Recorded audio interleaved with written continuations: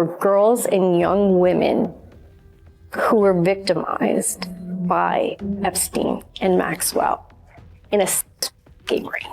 I know there are videos and photos.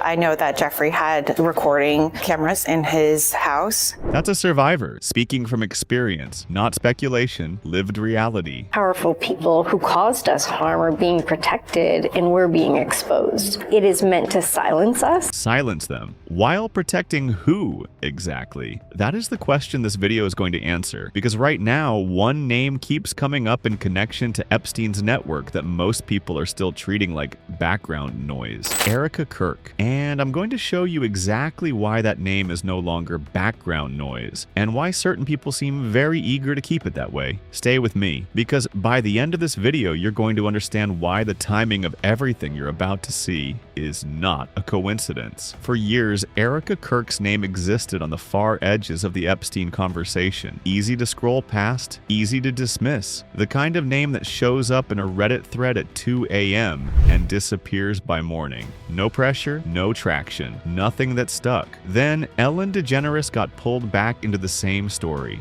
and everything changed in an instant. The moment Ellen's name got tied in again, people stopped treating it like street talk and started asking real questions. Because if Ellen, once one of the most powerful figures in entertainment, had documented ties to the same circles being examined, then every name adjacent to her needed a second look. And Erika Kirk was right there. I think I always had that girly girl hidden within me. After being such a tomboy and experiencing that my whole life, it was like, oh, I can curl my hair, I can put on the mascara. I come from a great family that has very amazing genetics, so thanks, Mom and Dad. On the surface, a woman building a public image, likable, relatable, curated. But when people started going back through old footage with fresh eyes, they weren't seeing ambition anymore. They were seeing access. They were seeing someone who understood exactly which rooms to enter and how to stay in them. Now let's talk about Ellen, because this is where the thread starts pulling everything together.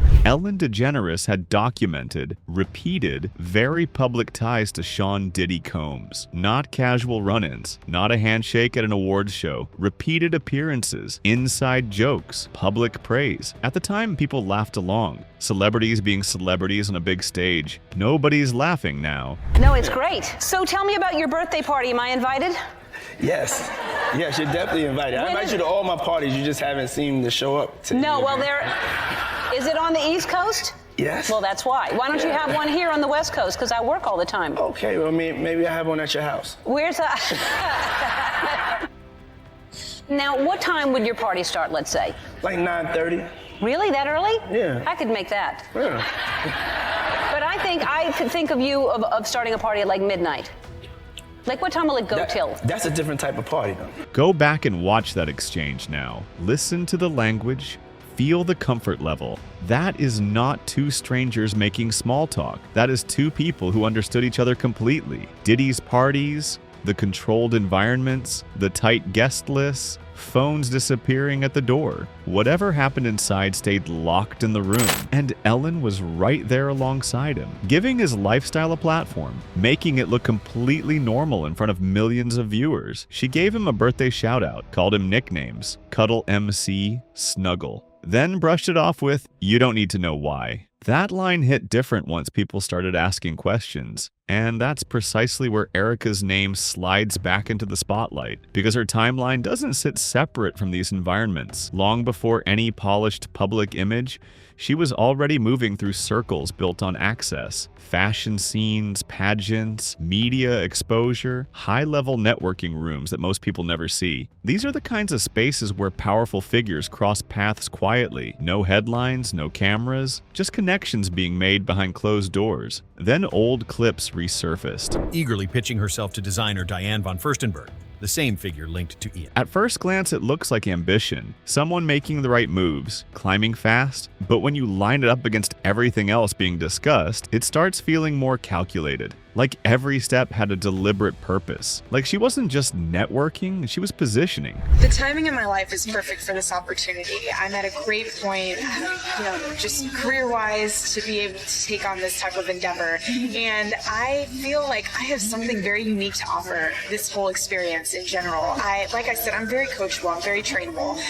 And I'm the type of person that I don't need all the time in the world to get ready. If you say you got to be on a plane in a half hour and you have to pack your stuff and go, I'm on it. I'm kind of like a gypsy. I don't mind. I don't mind living out of a suitcase. I'm used to it, and that's something that I'm okay with. So traveling, I love it. I'm all for it. I'm up for anything. I want to learn. I want to be able to use this opportunity and harness all the things that I can learn from it and be able to just inspire people. Like how cool of a chance it is to be able to work with Diane and her. Up for anything. That word, adaptable, is hitting completely differently now. It sounds less like someone chasing opportunity and more like someone signaling they're willing to fit into whatever space gives them access. Then there's Romania. This keeps resurfacing, always framed as humanitarian work, orphanages, Christmas gifts, community outreach.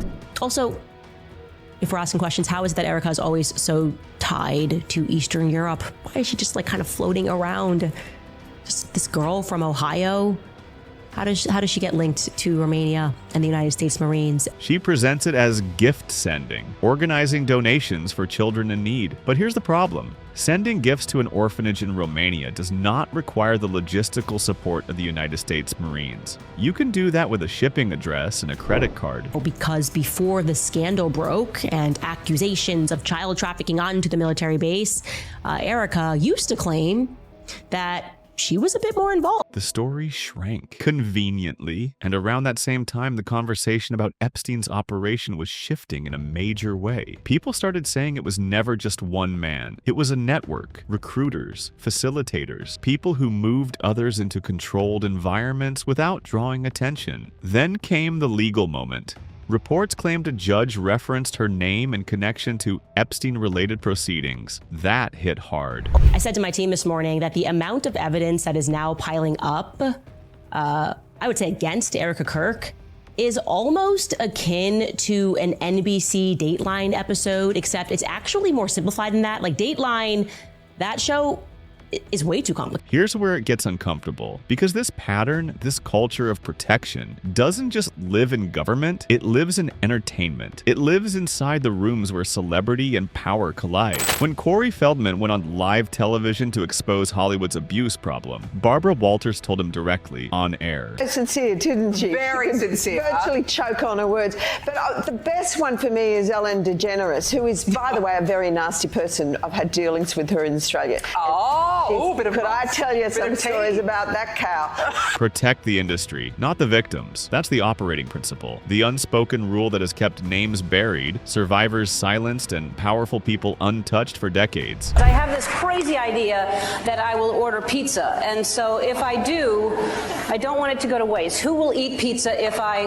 Jennifer, yes? At first it sounds absurd, a joke, celebrity banter at the Oscars. But when people went back through Epstein-related documents, that same word, pizza, showed up repeatedly in emails and exchanges, sometimes heavily redacted with zero context. The frequency didn't match the simple explanations, and clips of Ellen casually dropping that same reference in different settings started circulating. And suddenly people weren't laughing anymore. Right when discussions about hidden connections started gaining real traction, Ellen stepped back, left the United States, settled in England. The public explanation sounded clean. Politics, personal choice, a fresh start. But the timing told a different story. She was quite friendly with that P. Diddy bloke, wasn't she? Well, this is why I say release the Diddy files. Yeah, Release the Diddy files. Come on, Donald Trump, we want to know whose name. So maybe she's hightailing out of there before all that is thrown at her as well. But it came right as pressure around Epstein-related files was growing. Right as talk about more names surfacing was heating up. If you're moving in certain circles and certain files start getting released, distance becomes a lot more valuable valuable very quickly. And here's the contrast that keeps people talking. One person creates distance, the other keeps getting pulled deeper into the center. While Ellen was stepping back, Erika's name was moving forward. Mentions, resurfaced clips, overlapping connections, all landing at once, making the situation louder, harder to dismiss. Be dragged into a police precinct for questioning. Like I said,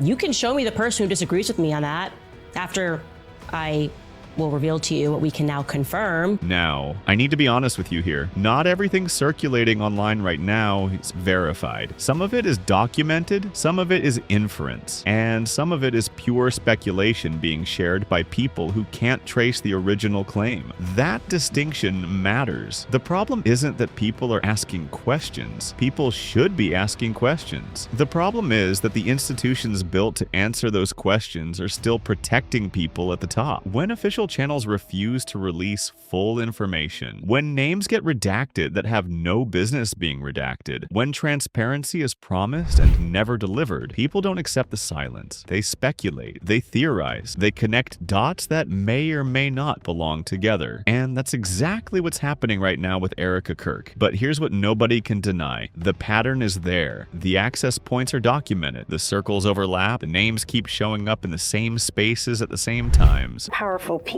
who caused us harm are being protected and we're being exposed. It is meant to silence us. That's not theory, that's testimony. So here's where we stand. Erika Kirk, the name that stayed buried for years, is now sitting right in the center of a conversation she was never supposed to be part of. That shift didn't happen randomly. It built piece by piece, connection by connection. Old clips keep resurfacing. Romania keeps coming up. The legal references don't go away, and the same overlapping circles, Diddy, Epstein adjacent networks, high-level access rooms keep connecting back to the same names. People aren't just reacting to headlines anymore, they're studying patterns, watching how everything connects, questioning why these overlaps keep happening. Girls and young women who were victimized by Epstein and Maxwell in a escape ring. I know there are videos and photos. I know that Jeffrey had recording cameras in his house. The recordings exist. The documentation exists. The survivors exist. The only question left is who has the power to keep it all buried and for how long? Because the pressure is building and it's not stopping. Drop your thoughts in the comments right now. Do you think Erika Kirk's name belongs in this conversation? Or is this all circumstantial noise? Hit like, subscribe, and share this with someone who needs to see the full picture, because this story is not over, not even close. See you on the next one.